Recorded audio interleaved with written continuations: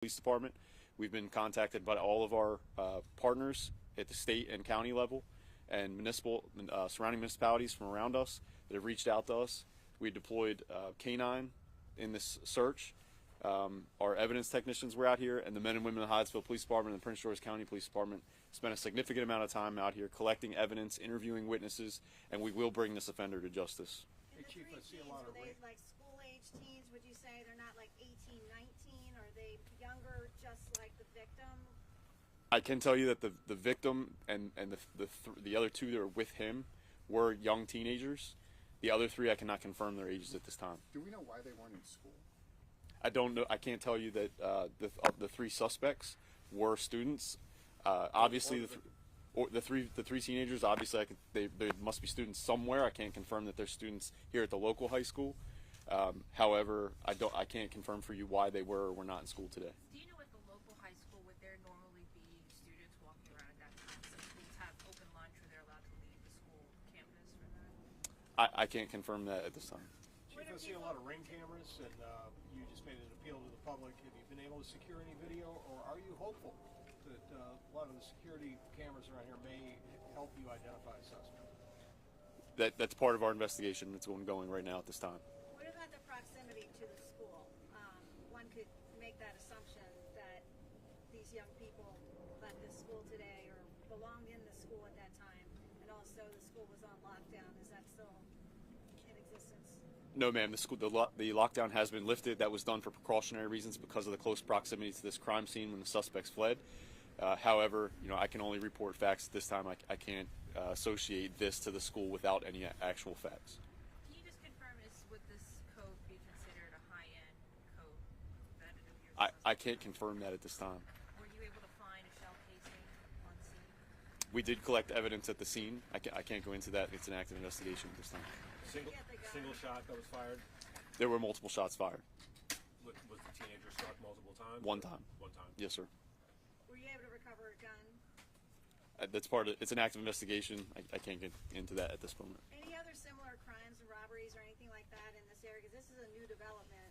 Residents are, trying to kind of come to grips with this, and so many units are still under construction. So this is a new community, and to see something like this happen, is this out of the norm, or has there been other incidents? There have not been incidents that involving a shooting like this in this area before. We'll take one more question. Are you getting help from the people because it sounds like there were at least witnesses nearby who heard stuff, who saw some things? How much help are you getting from people that just moved here?